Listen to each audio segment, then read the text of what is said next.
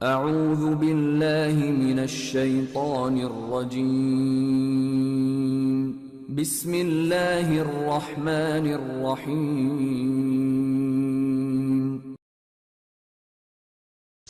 السلام علیکم، محمد علیم بات کر رہا ہوں جی۔ سورہ بقرہ کی 114 آیات مکمل ہو چکی ہے الحمدللہ۔ سورہ آیت نمبر 115 پڑھیں گے آج ہم۔ اعوذ باللہ من الشیطان الرجیم، بسم اللہ الرحمن الرحیم۔ وَلِلَّهِ الْمَشْرِقُ وَالْمَغْرِبُ فَأَيْنَمَا تُوَلُّوا فَثَمَّ وَجْهُ اللَّهِ إِنَّ اللَّهَ وَاسِعٌ عَلِيمٌ۔ اور مشرق اور مغرب سب خدا ہی کا ہے، تو جدھر تم رخ کرو ادھر خدا کی ذات ہے، بے شک خدا صاحب وسعت اور باخبر ہے۔ وقالوا اتخذ اللہ ولدا سبحانہ بل لہ ما فی السماوات والارض کل لہ قانتون۔ اور یہ لوگ اس بات کے قائل ہیں کہ خدا اولاد رکھتا ہے، نہیں، وہ پاک ہے، بلکہ جو کچھ آسمانوں اور زمین میں ہے سب اسی کا ہے، سب اسی کے فرمانبردار ہیں۔ بدیع السماوات والارض واذا قضى امرا فانما یقول له کن فیکون۔ وہی آسمان اور زمین کا پیدا کرنے والا ہے، جب کوئی کام کرنا چاہتا ہے تو اس کو ارشاد فرماتا ہے کہ ہو جا، تو وہ ہو جاتا ہے۔ آیت نمبر 115، 16 اور 17 ہم نے پڑھی ہے، اور اس کا جو سیدھا سادہ ترجمہ ہمارے سامنے لکھا ہے وہ پڑھ کے سنا دیا۔ اب اس میں ہم دیکھتے ہیں ہمارے لیے کیا سبق ہے۔ ارشاد ہے کہ وَلِلَّهِ الْمَشْرِقُ وَالْمَغْرِبُ، مشرق اور مغرب سب اللہ ہی کا ہے۔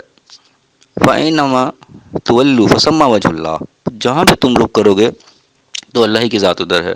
ان اللہ واسع علیم، اللہ وسعت والا اور علم والا ہے۔ یہاں پہ ایک چیز غورطلب ہے کہ ہمارے یہاں ایک عقیدہ پایا جاتا ہے کہ کچھ لوگ یہ کہتے ہیں کہ اللہ تعالیٰ ہر جگہ حاضر ناظر نہیں ہے، بلکہ اللہ تعالیٰ عرش پر ہے۔ اس قسم کے بھی کچھ عقائد ہمارے یہاں پائے جاتے ہیں۔ تو یہ آیت واضح طور پر بتا رہی ہے کہ تم جدھر بھی رخ کرو گے وہاں اللہ کی ذات ہے، یعنی کہ اللہ تعالیٰ یہاں ہر جگہ ہے۔ ہم ادھر دیکھ لیں، ادھر دیکھیں، مشرق کو دیکھیں، مغرب کو دیکھیں، سب مشرق و مغرب اللہ ہی کا ہے، اور تم جدھر بھی رخ کرو وہاں اللہ کی ذات ہے، وجہ اللہ۔ تو یہ واضح طور پہ یعنی کیا سمجھ آ رہی ہے کہ اللہ تعالیٰ ہر جگہ موجود ہے، ہم جہاں بھی رخ کریں گے وہاں اللہ کی ذات ہے۔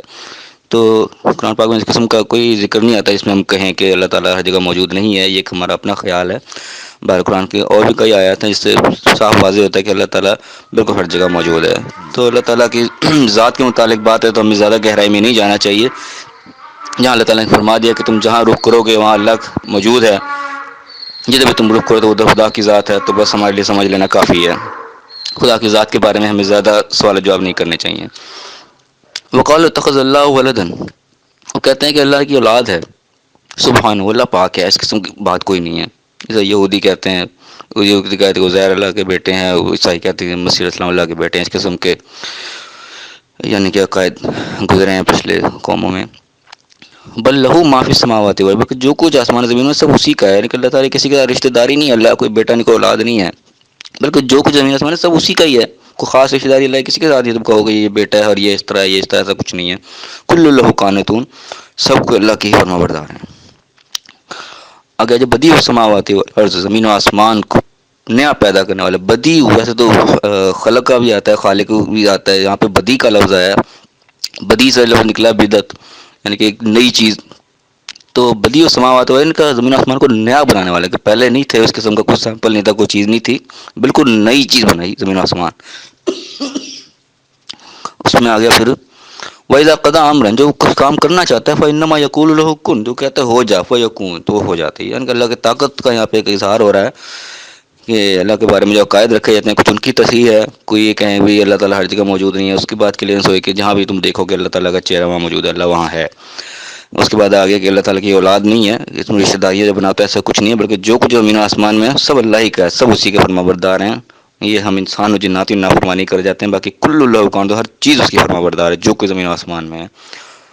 تو اس کے بعد آ گیا کہ زمین و آسمان کو بنانے والا وہی ہے، کہ طاقت کا اظہار ہو رہا ہے۔ اور اس کے بعد جب وہ کوئی کام کرنا چاہتے ہیں تو کہتے ہیں ہو جاتا، وہ ہو جاتی ہے۔ تو یہاں پہ کچھ باتیں ہیں ہمارے سمجھنے لائق، اللہ کی طاقت کا ہمیں اندازہ ہوگا، اللہ تعالیٰ کے بارے میں جو عقائد ہیں ان کی کچھ تصحیح عنایت سے ہوتی ہے۔ تو اللہ پاک جو بھی ہم اس میں سمجھنے لائق ہے اس کو سمجھنے کی توفیق عطا فرمائے، اللہ پاک صحیح صراط مستقیم پر ہمیں چلنے کی توفیق عطا فرمائے، اور دنیا آخرت دونوں جگہ کامیاب فرمائے، آمین۔ السلام علیکم۔